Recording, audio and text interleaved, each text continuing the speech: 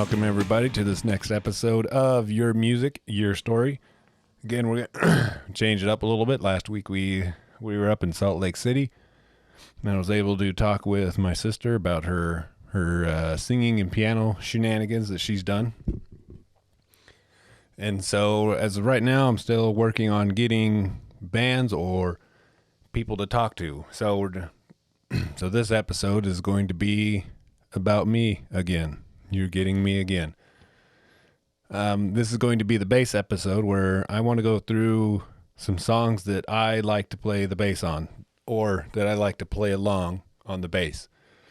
As far as order, there's no real order, or I guess the order is alphabetical. I've got a playlist on iTunes, and so we're just going through alphabetical order on what some of those songs are and why I like playing the bass with those.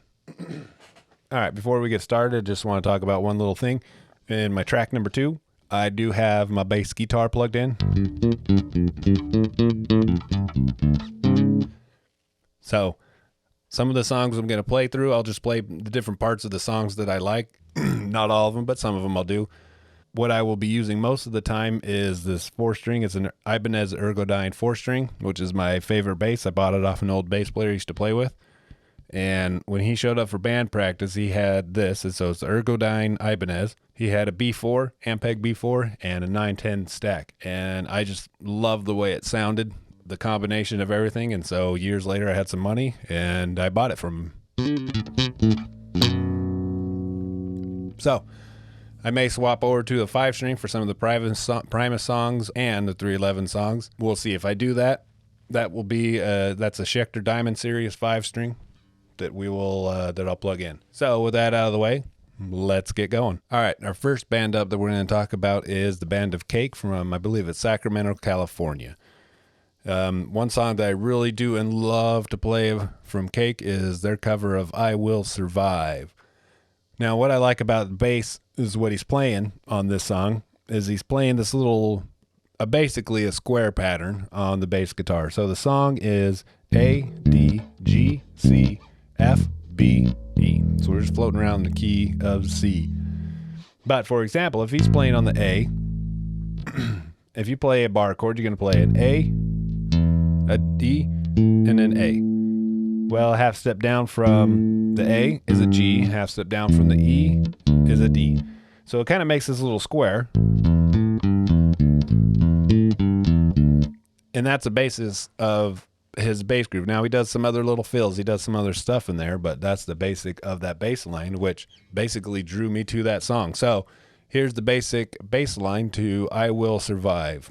Now my version of it, because I don't think I ever really officially learned what he was doing through all his little changes and all that. So here is that song.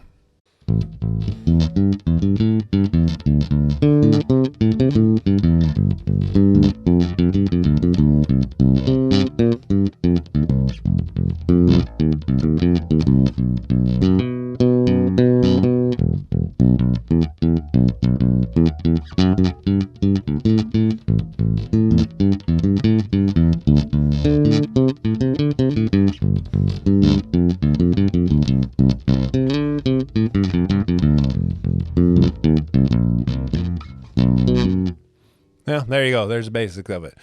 So what I really liked about that song is just, it's just got that smooth little groove on the bass.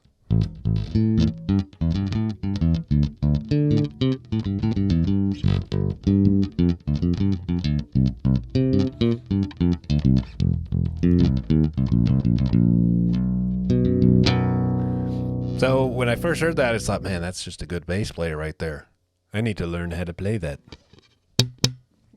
So looked up some tab, and there we go. So that little square pattern, that'll come back to play later, and it's used in quite a bit of songs. So that's a fun one. Another good song that's fun to play is also Going the Distance.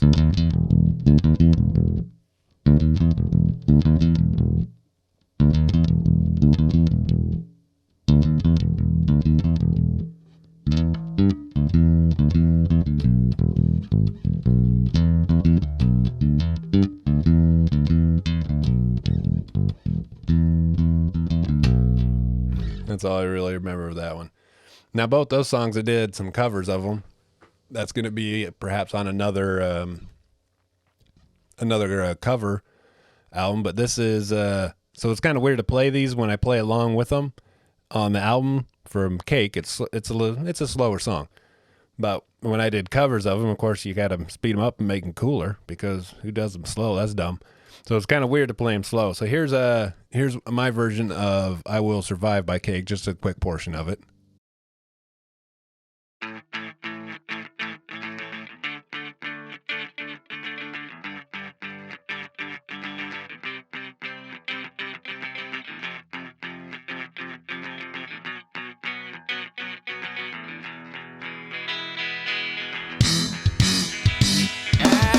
I was afraid, I was petrified. I kept thinking I could never live without you by my side. But then I spent so many nights just thinking how you done me wrong. I grew strong, I learned how to get along, and so you're back from outer space. I just walked in to find you here without that look upon your face. I should have changed my stupid lock. Man, it's just such a good bass line, man.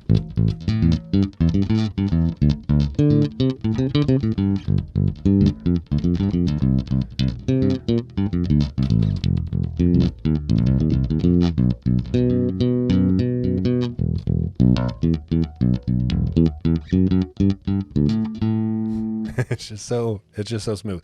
Now, Going the Distance, I also covered Going the Distance. And now, first time I heard Going the Distance by Cake, I just remember thinking, man, it's a cool song. I just wish it was a little bit faster and a little bit had some more distortion on it. So I covered that song, and so here's my version of Going the Distance.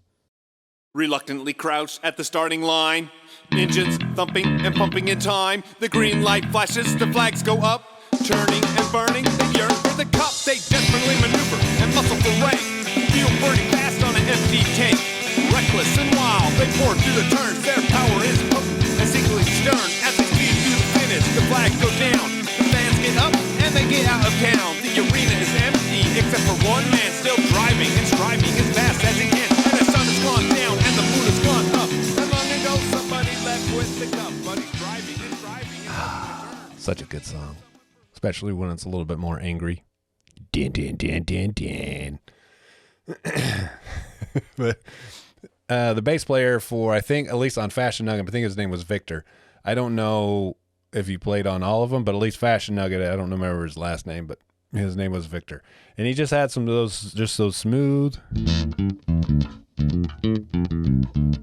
just smooth bass lines. Again, with all these bass players, except for maybe you can get into Les Claypool when we get into Primus, but they just lay down these bass grooves underneath the songs that are just so smooth, and they're moving, and then they're going. There's notes in there. They're not just playing a single.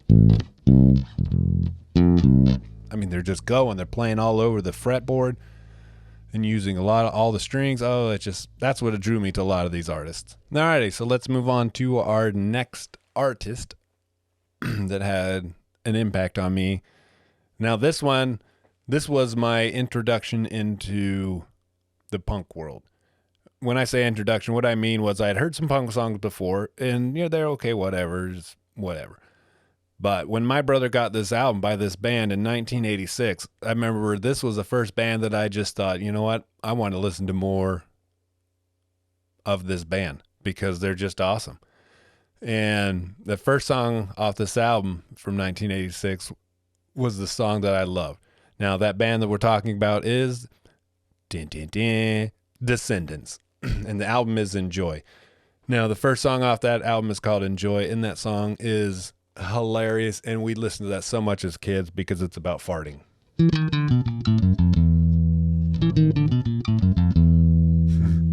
That's basically how the bass goes. I don't think it's 100% right, but it's pretty close. But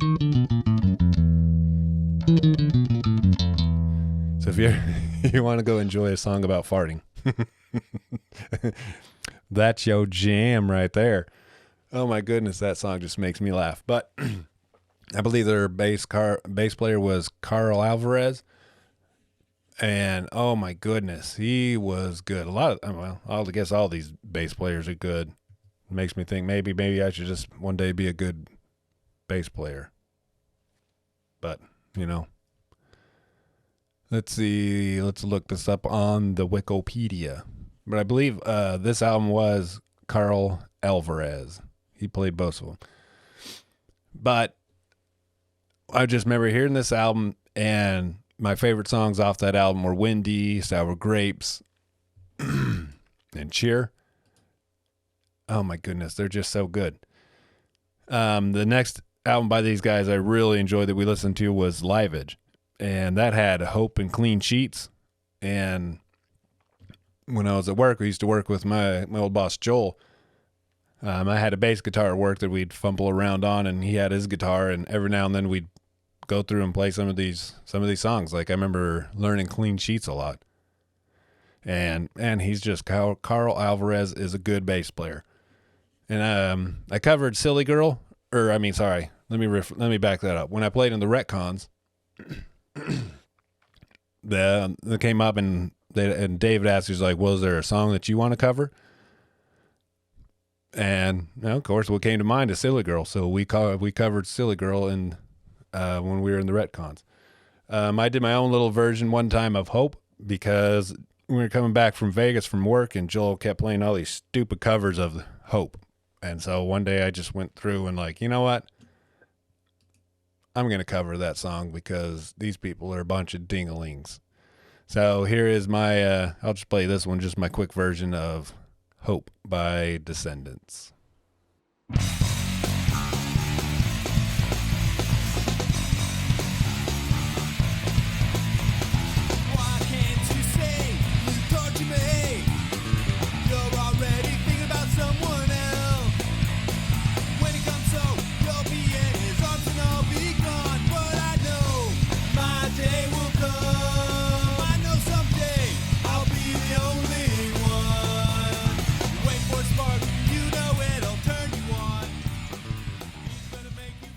So his I'm not going to play because I don't even remember how to play any of his songs. I mean, as much time as Joel and I spent learning some of these songs, you'd think I'd remember them a lot more. But that was my first introduction into punk, was the Descendants Enjoy album. And it was also because I had to do with that Enjoy song, which talked about farting. And we always thought it was funny, anything that was about farting. And I have to still say that I still do. That is hilarious. So, Descendants, you want to listen to some awesome bass tracks, you want to learn some awesome bass tracks, go listen to some Descendants and some Carl Alvarez. Now, also, All was cool. I don't mind All. I liked All Roy's Revenge album, but I was definitely more a fan of the Descendants version of All. All right, the next song that I really enjoyed learning and playing on the bass. Now, this song absolutely in every way, shape, or form blew my mind. Now, that's not because it's like this totally awesome bass line that's like, holy crap. But it was who the band it was from. So when you go into Wikipedia and you look up this band, the album that this song is on doesn't even exist. Well, it's not even on their Wikipedia. You've got earlier stuff, and then you have their albums that came out. Now, the band we're going to talk about is Hoobastank. Now, when they came out in 2001 with their album with Crawling in the Dark, and I don't remember what the other names were. So this one, this album was before they made it big. So those songs, if you went and listened to it, is definitely under the rock, the new metal, the alternative rock genre. That's where that fits under. It wasn't until we were playing with the Retcons and we were talking about it, and I think I had brought up Hoobastank or something like that. And Todd goes, have you heard their first album? I said, I don't know. I mean, I'm assuming the one with those Crawling in the Dark, that's their first album. He says, no, I'll get it for you. So he goes and gets it out. The name of this album is They Sure Don't Make Basketball Shorts Like They Used to. That's the name of this album. And you put this album next to their other albums, and oh my goodness, it is night and day. This first album is very highly ska and funk influenced, and the other ones are rock. So it's just so weird hearing the contrast between these albums. But this really song that I really did like off that one is number 5, which is Can I Buy You a Drink? And the bass line is just a fun, using that same kind of square we talked about with Cake. But here would be Can I Buy You a Drink by Hoobastank. So here's the bass track for it.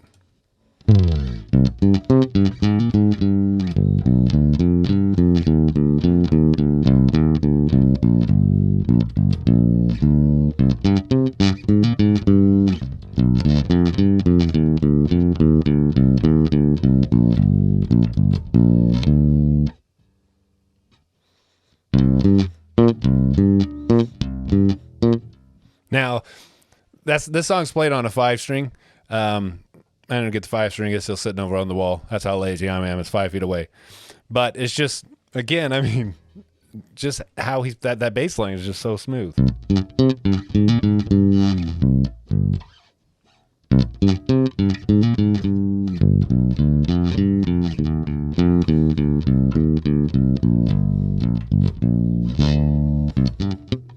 I mean, it's just, again, it's just those I mean, they're not really walking bass lines, but they're not just playing do do do do do do do, just going off and playing that little run. Oh, so good. So good. So good. But that's my only Hoobastank song that's really fun to play. I mean, there are other ones on that album, but that's definitely by far my most favorite of them all. All right, the next group that's up, and I guess I should have looked up who Hoobastank's bass player was. Come on, Wikipedia, don't let me down, don't let me down. Let's see who we got here.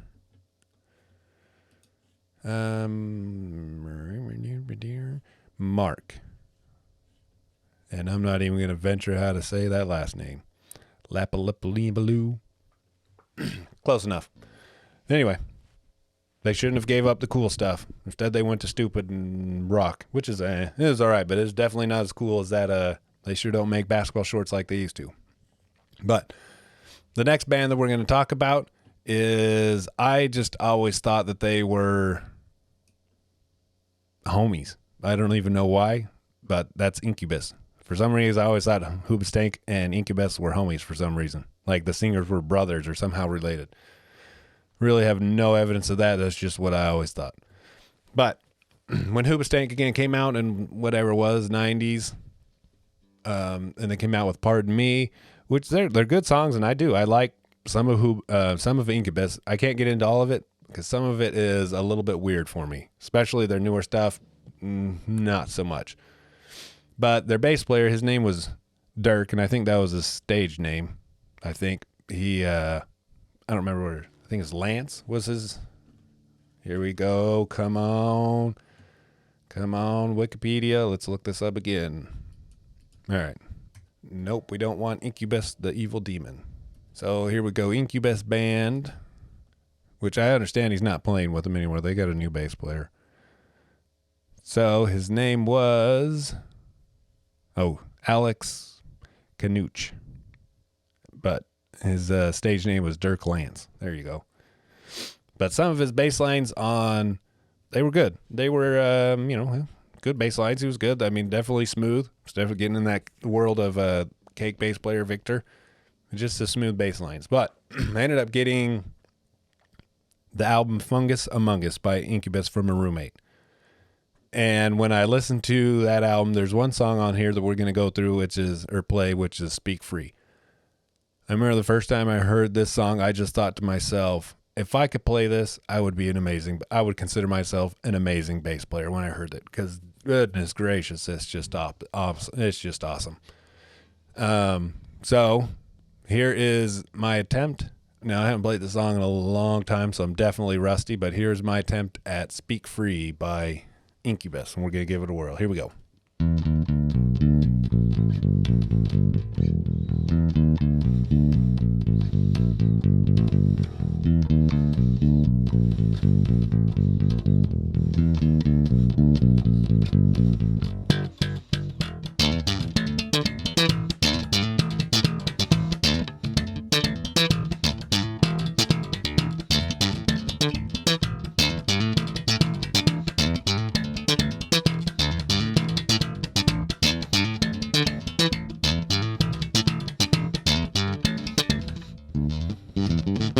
don't remember how that last part goes, but man, I heard that and I just thought, man, if I could play that smooth like him, I'd consider myself a good bass player. But just that slap and pop and smooth, because a lot of times, first song I ever learned to slap and pop, which was by Red Hot Chili Peppers, Higher Ground. And all that is you're just using octaves, which is cool. And it definitely worked, but that's all. So that's kind of what I got stuck into, a funk of just all my slap and popping were always octaves. Here, I'll play that one a little bit later. The first time when I started learning how to slap and pop, so I just kind of recorded a real fast song of me slapping and popping. Let me hear. Well, I'll play it now. So this is my version. When I first started learning to slap and pop, this is the one song I recorded. So here it is.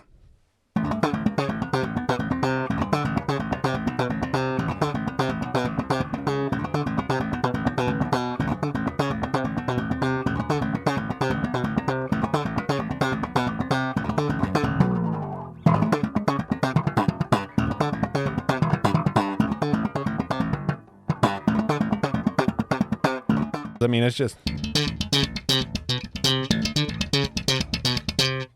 octaves. So when I heard that song and he's not just playing straight octaves. Yeah, there are octaves in there, but I mean, muting and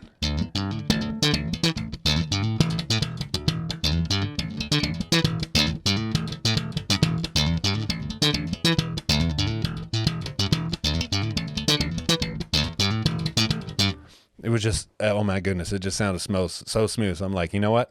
I have got to learn to play Speak Free by Incubus. Then I'll be a good bass player. Now, am I a good bass player now? But I definitely learned to play that song, and it was fun to play, and it was difficult to learn. But another song that I really do enjoy playing off that same album is Helicus. So this is, here's the bass line for Helicus off of Fungus Among Us.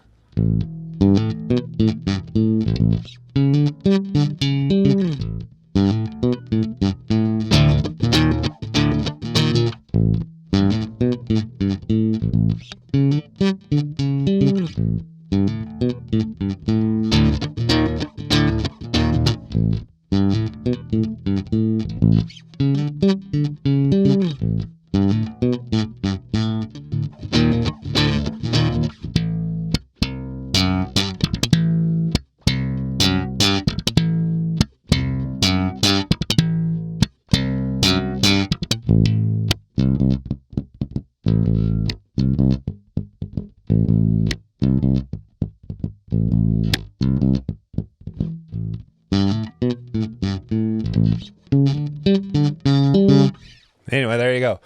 There's the bass line to Helicus off of Incubus. Now, what I really enjoyed about that song is playing that low. You got the low A in there. And then he comes up here and he's going to play the D flat and the G. Well, that little, I mean, not just those two notes, but using those higher strings with the lower strings is what I really enjoyed about that song.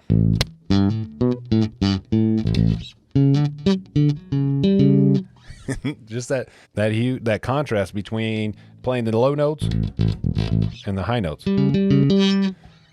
I think that makes an awesome bass line, and that's what I really liked about that song. The next song I want to talk about that I really enjoyed listening to, I never actually learned to play this. My fingers don't move that fast. If they did, I would never leave the house. And that is the bass playing of Robert Trujillo off Infectious Groove. And the song by them is Violent and Funky. And then I would much rather play these songs rather than me playing them on the bass. But if I do that, I can guarantee I'll get dinged by a whole mess load of record labels if I start playing all these. So you want some fast fingering on the bass guitar, go listen to Violent and Funky by Infectious Groove. Robert Trujillo's fingering on this. I mean, when you watch the video of him trying out for Metallica, and there, what were they playing? Now I just forgot, but they're like, well, can you really play the bass that fast with your fingers? And he's like, oh, yeah. Well, it's because the song's like Violent and Funky. I mean, The dude can play some songs. Goodness gracious, he's good. So, again, just more good bass players being clever. So now let's get into a little bit of the punk realm again. I remember I got a hold of a compilation that had Lagwagon's Sleep on it. And it was just a fun song to play, again, because it wasn't just playing one note at a time. I mean, it's just kind of going through and playing some runs. And that's typically what drew me to a lot of these bass players, is they weren't just in the back playing along and accompanying the guitar. They were doing their own thing. So here is Sleep by Lagwagon off the Haas album.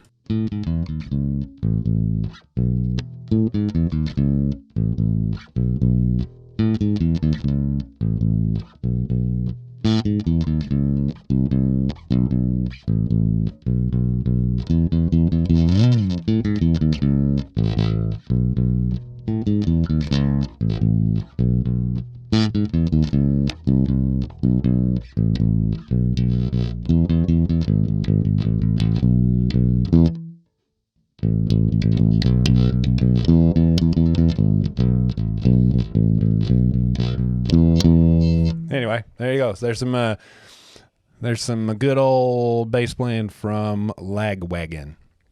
I also did learn, of course, some Green Day. You got to learn some Green Day and some Blink-182. And, man, I don't even remember who else. Of course, then you could try to learn some Descendants. But a lot of that was Descendants was out of my pay grade when I first started. So I started off easy with Blink. When it came to some of this stuff, Blink was where I started, because all those bass lines were not that difficult to play. I mean, Mark Hoppus, he's definitely a clever bass player and writing songs and lyrics and all that, but his bass lines are really not that difficult. One that I do remember learning a lot by Blink-182 is Carousel.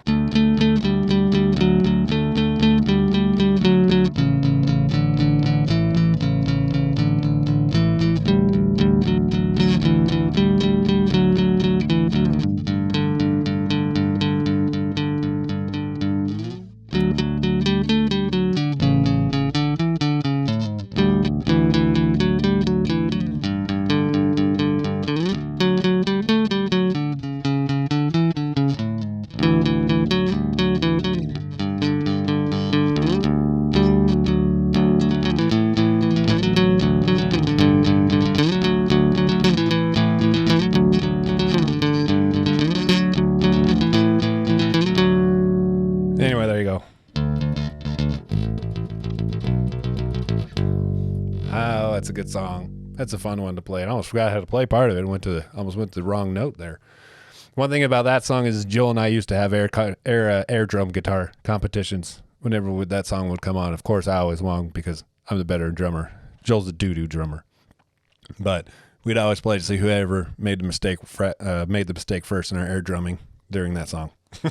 Because the beginning's not a whole lot of really drumming. But it's fun to do. But anyway, did learn some Green Day, of course, off the Dookie album, because those were the fun ones. Tried learning 86. Oh my goodness, my hands do not really move that fast. Okay.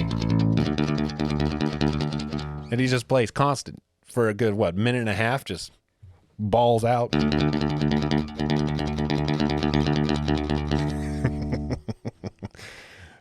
So anyway, no, they were fun. They were fun to play along, just because a lot of them were easy. They were easy to play, and they're kind of spastic hyper songs, and so that's what made them fun to play along with. Yeah. But of course, as we talked about earlier, had to learn Billie Jean by Michael Jackson.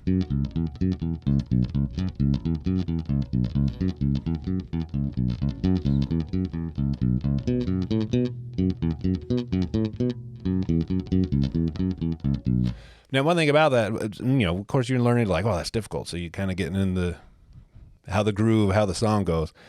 It wasn't until years later when I watched a video and they're like, okay, you're playing this song wrong. Because whoever the bass player is, when he played that song, when he starts out and he plays that first half sharp, he doesn't just play the single note like I did. Apparently, he plays that one with octave. So this is technically how it should sound. Now this is my attempt at being doo-doo, but here's what it should sound like.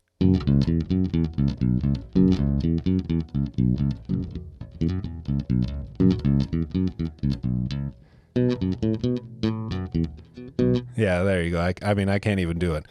I just remember thinking, wow, that made that song a whole lot harder. But again, it's just fun because he's got those grooves. Man, it's just fun to do. I did a cover of that song. I was gonna finish it and actually sing it because I got my recording equipment and set it up, and well, let me just figure out some songs. And that was one of the songs I did. I just kind of played along to Billie Jean, set up the drums, recorded the drums, did the bass, and so here you go. Here's my version of Billie Jean.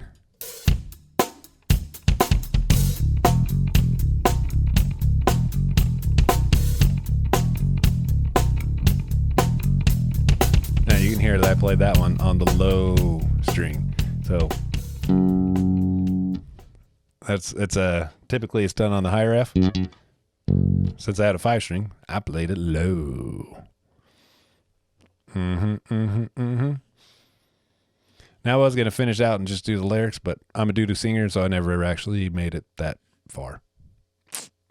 Too bad. You're not going to hear me pretend to sing Michael Jackson. But let's move on to someone that I really did love to play. And just in case you're wondering who that is, that would be Les Claypool of Primus.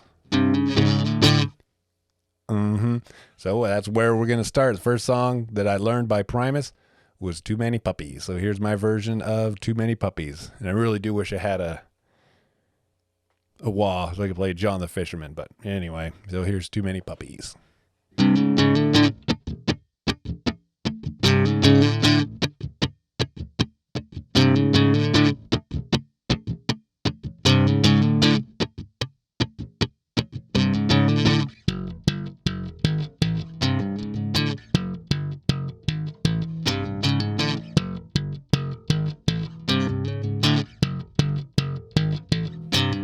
Too many puppies. That's a fun one to play along. Oh dear, I love me some Primus. Next one we're going to play, John the Fisherman again. Now, if I had a wah pedal, I could do with a little, but I don't have the wah on my bass guitar. But here's John the Fisherman.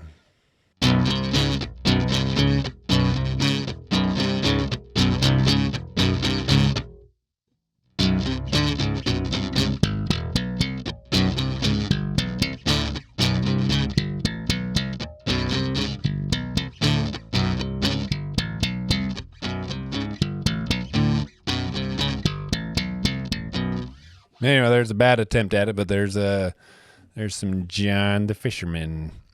Now, of course, if you're going to learn some Primus, you have to learn Jerry Was a Race Car Driver, because that's one of their iconic songs. But I'm not going to play for you my version of it because I'm not very good at it. I mean, here would be a slaughtering of it.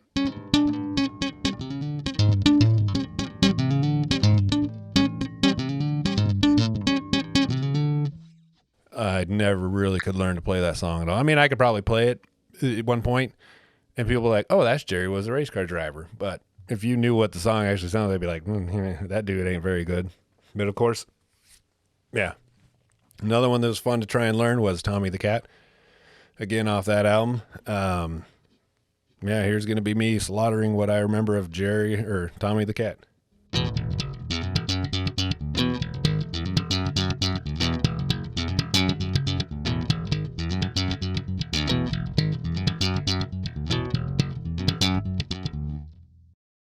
Yeah, that was rough, but there you go. There's my half nonsense version of Tommy the Cat, and Jerry Was a Race Car Driver.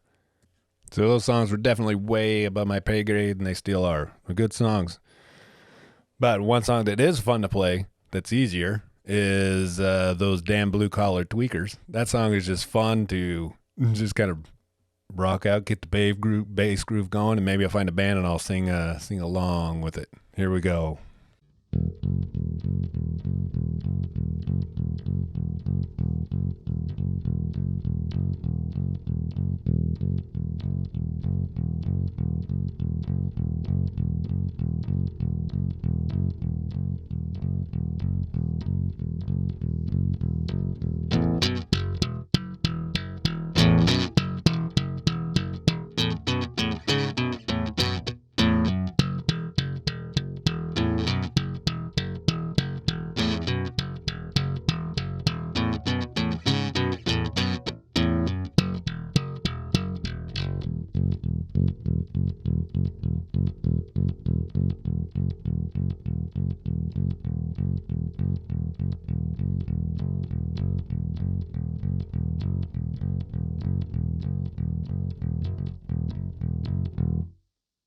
Anyway, that is a fun song to play.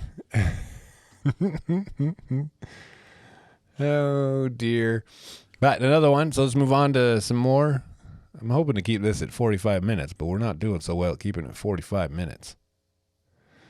Maybe I'll make it a 2-part season because we're only halfway done through what I even got on here. I didn't even include all of them.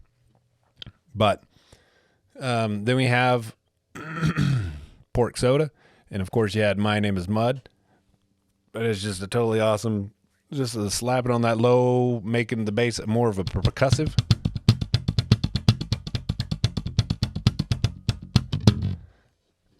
Oh, man. And then he's using triplets. Or what sounds like triplets. Totally awesome. Fun song to play on that, though, is DMV. That is a fun song to play. And let me see if I can play it on my 4-string. What does he even play there? I think he plays a D, I think.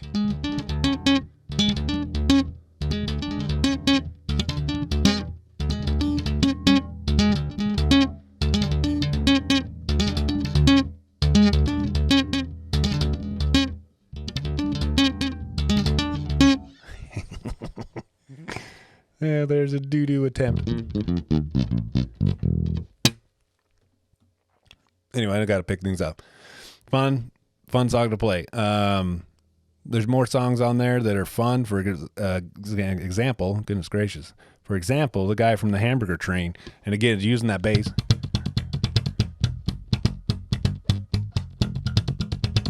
Using the bass more percussively, and then you got Tim Alexander on the drums just going.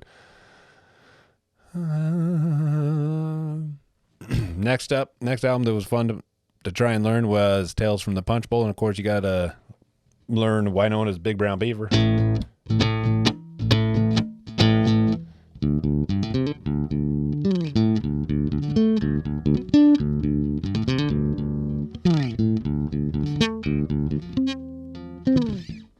Fun one. But of course, also off that album, Southbound Pachyderms.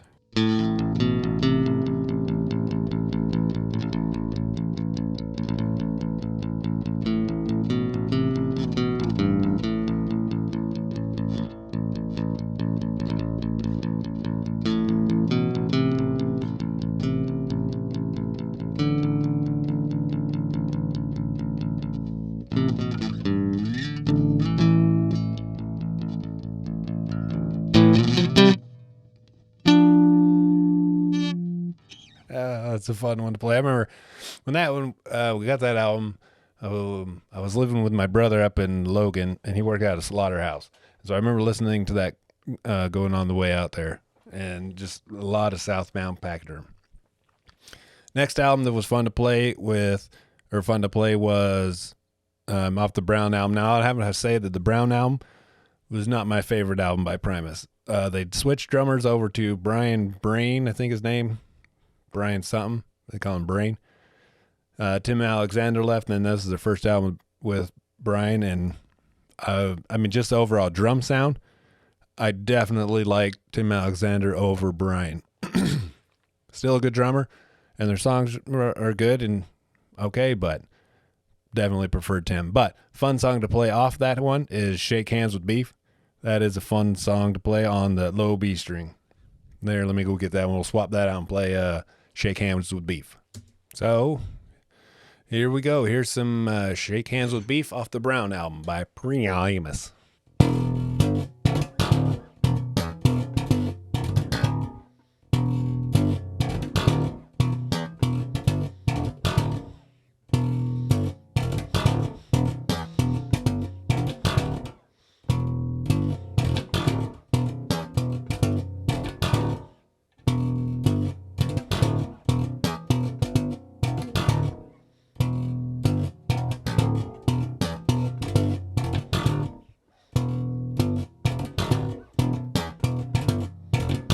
No, man, that's a fun song to play.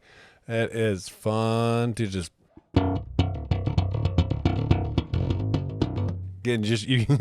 that's what I liked about Primus. One, the bass parts are just kind of weird and quirky. He's not really ever just playing, look, I'm going to play a 1, 4, 5 in the key of A.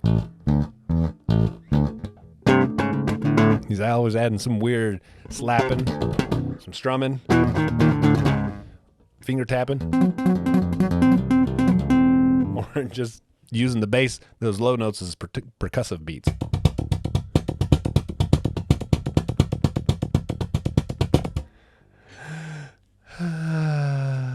So good. So good. So good. Our next one is going to be Rage Against the Machine. So here's Bullet to the Head, which was fun because now he's using those sevenths on the bass. Tim Comford's using those sevenths. So here is Bullet to the Head.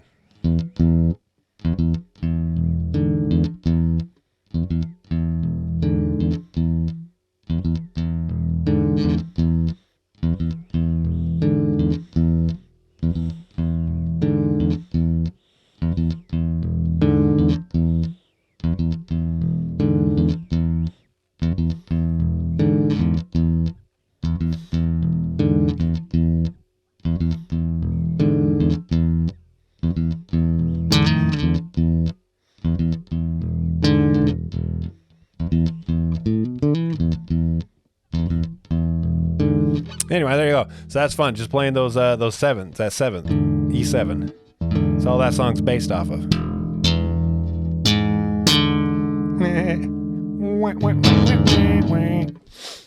But Take the Power Back was a fun song to say. That's when he used some. I think that's the only song he did slap and popping on.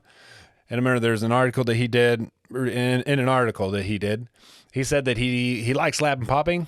But for some reason, the slap and poppy didn't either go with the way Brad Wilkes, his drums sound or his style or something. So he just never did it, which is fine because he'd make up some good bass lines. But one of my all-time favorite bass lines to play, I think in general, I just love this bass line by Rage Against the Machines. And this is off of Evil Empire. And here's the bass line to Without a Face.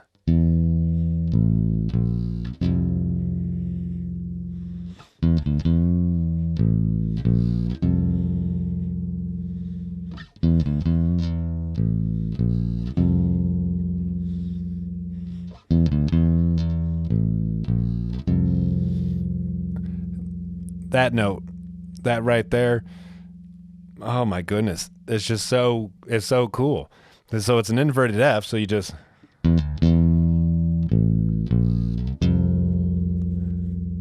it's just, how awesome is that? So you got your F normally, excuse me, where you're playing your F and your C, but he puts the C on the low note and it just sounds weird. Oh my goodness, that sounds so.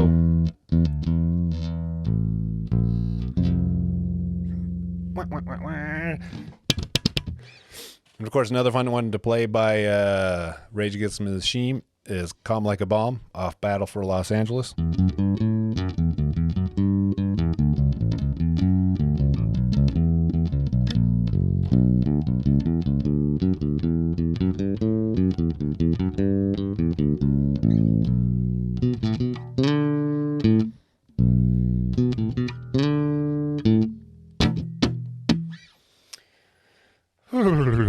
Those are some good ones. Man, we're just going to haul through these last ones. Because, man, we're already at 50 minutes. Or I could just make this a 2-part series, like the other one I did. We'll see. So let's move on to our last two that I have in my little playlist. And those are, of course, Flea from Red Hot Chili Peppers and Peanut from 311.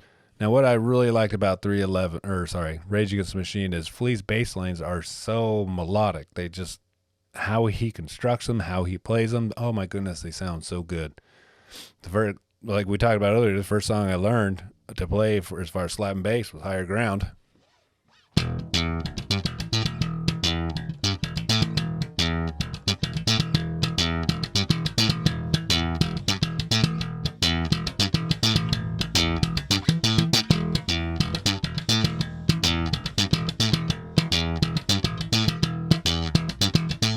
Man, that's just a good song. Another good one to listen to of those was Behind the Sun. Now, I didn't learn this one or even hear about this one for a while. So my brother had all these albums.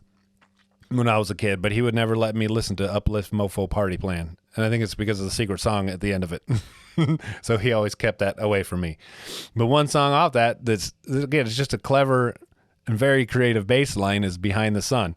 So he's just sliding the hand down the bass or down the neck and just hitting some notes as he slides. And so here's, I don't remember what the notes are, but here's a basic version of Behind the Sun.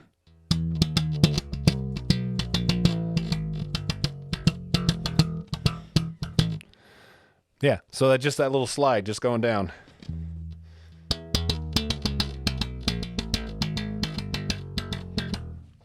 Man, Flea was creative.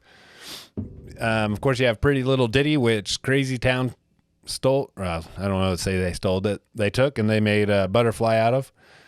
And, of course, Give It Away, Under the Bridge, just smooth bass lines in the background. Man, they're so good. But my favorite song to play by Red Hot Chili Peppers is Soul to Squeeze, which I believe was off of the Coneheads album.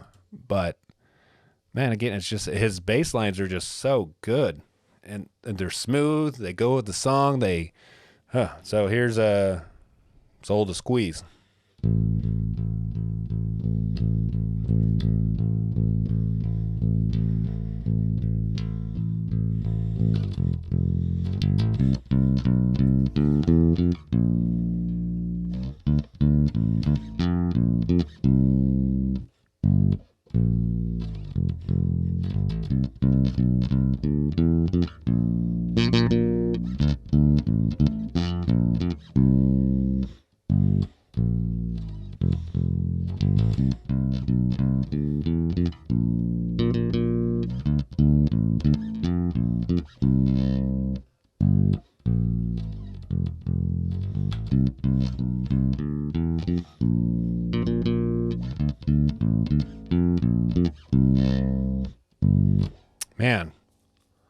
Man, they're just so good bass lines.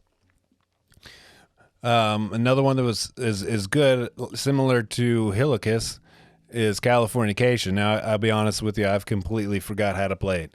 But when he does...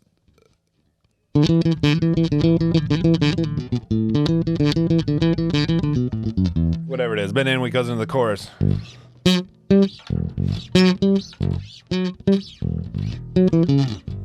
just that contrast between the high and the low notes. I think that's just amazing. I love it. I love it, love it, love it, love it, love it. So the biggest influence that I had on me when it came to bass playing was definitely Peanut from 311. When I first started playing the bass, a lot of these guys, Peanut, Flea, Tim Comerford, Les Claypool, all these guys, they're way above my pay grade. But I try, just kind of thump out what I could. But back in those late 90s, early 2000s, some of the tabs were never correct.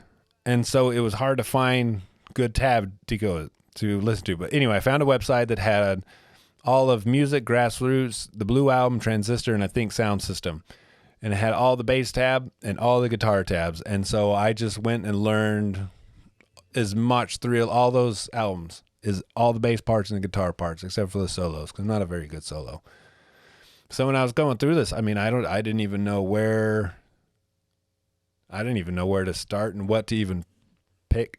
They were an influence because all these first bunch of albums, there were just a ton of them. But we'll just start out with here's Freak Out number 2 off Music.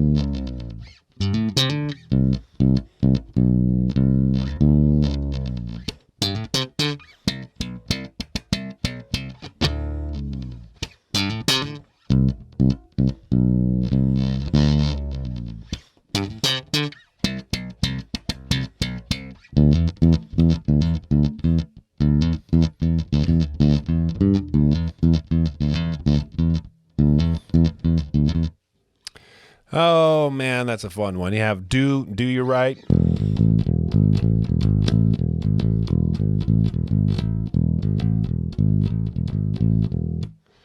Man.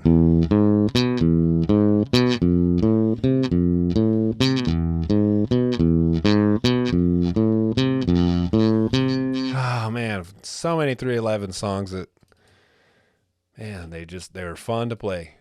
I learned a lot from just playing, just my technique and how to play slap and popping from. Oh man, from some peanuts. Here's a Fat Chance. That was always a fun one to play. That was fun to play on the guitar, and it was fun to play on the bass. So here we go.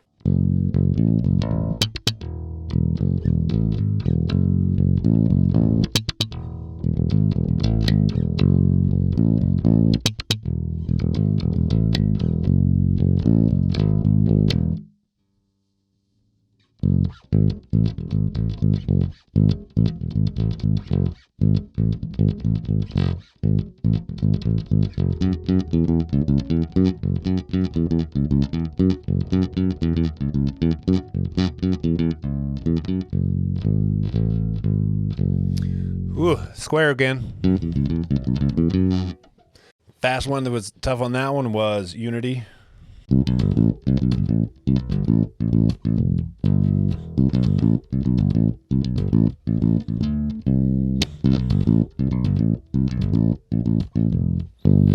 That's a tough one to play. But it's good though. Definitely a good song. Then you get into Grassroots. Grassroots was fun. A fun one to play on that one is 6. It goes a little bit like this.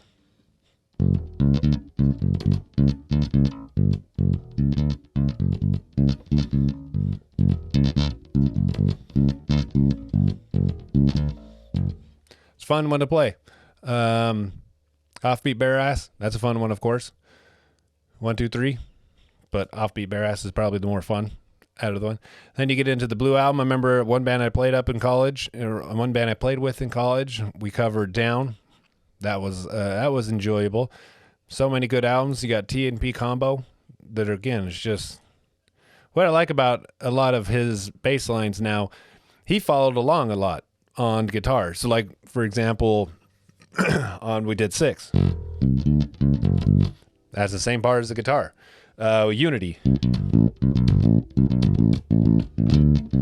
Or when we did Freak Out.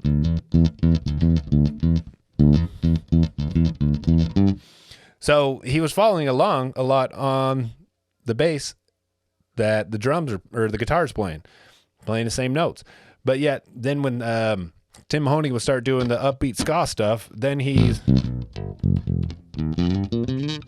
whatever he's doing. That was a cheesy example of what he's doing. But then he would just play and have these, again, super awesome bass lines. You have Transistor, you have Beautiful Disaster. That's a fun song to play. But one song that I made sure to learn was What Was I Thinking off Transistor, just because of the slap and pop. And you have to do it. So here's What Was I Thinking off Transistor.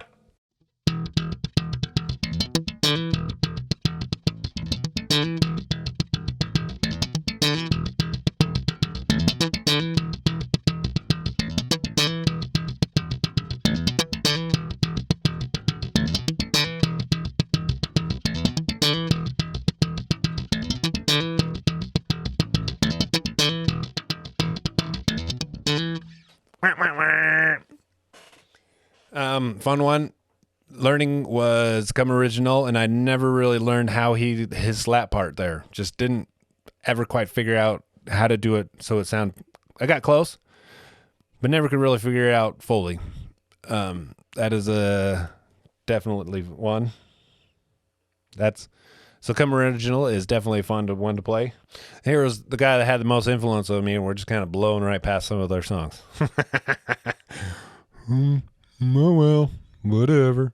Wake Your Mind Up, of course, off that same album that's from Chaos. I'm gonna get my albums confused.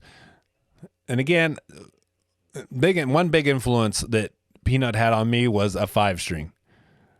Was how much he just used those low that low B string, just the accent, just to give it much more of a thicker sound. And that, I mean, yeah, I learned a lot of my style and just how I write my bass lines, especially when not so much anymore, but when I was first starting, because just his style. But using a 5-string, playing those low notes, giving that extra thick end, and that's what I like about the beginning of Wake Up, is he's just, man, they're just so, those low notes are awesome. Then you started getting into Evolver with Creatures, but a fun one to play off that one is Don't Dwell, because of course you get into a little bit of some more slapping. Here you go.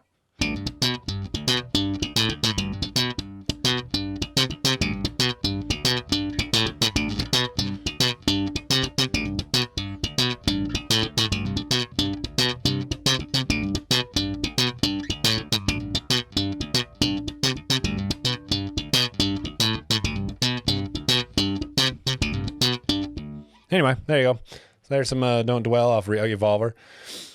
And then honestly, after this, I mean, they're still good and they have some good songs, but they lost me after that. But yeah, Don't Tread on Me. I will say that I do enjoy listening to Frolic Room and Speakeasy. And then they came out with Uplifter, and then there's All Right off that one. I remember when that came out, and Todd from the Retcon's like, dude, have you heard the new 311 album? I'm like, oh, what's going on in the 311 album? He's like, he's got some Victor Wooten slap at the end of that. And I'm like, all right, let me go check this out. And Peanut's good. You can't argue with that. Peanut is good. So off 311's later albums, they were okay. I can't say that they were terrible, but they just started losing me. It just wasn't that. Mosaic was, all right. Whatever. Universe, not really. But on their later albums, two of my favorite songs, we'll go with 3. The songs that I really do was 5 of Everything and The Great Divide. Sometimes Ebb and Flow, but mostly it's just 5 of Everything and The Great Divide. Those are my jams from their later albums.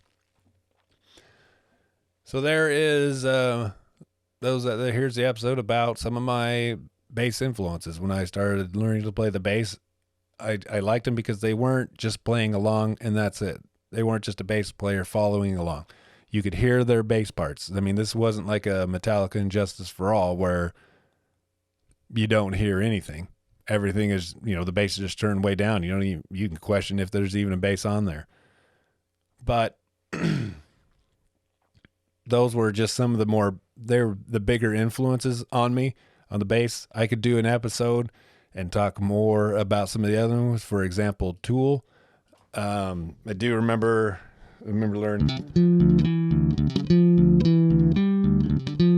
learn some Tool songs and just their odd rhythms and Danny Carey just playing.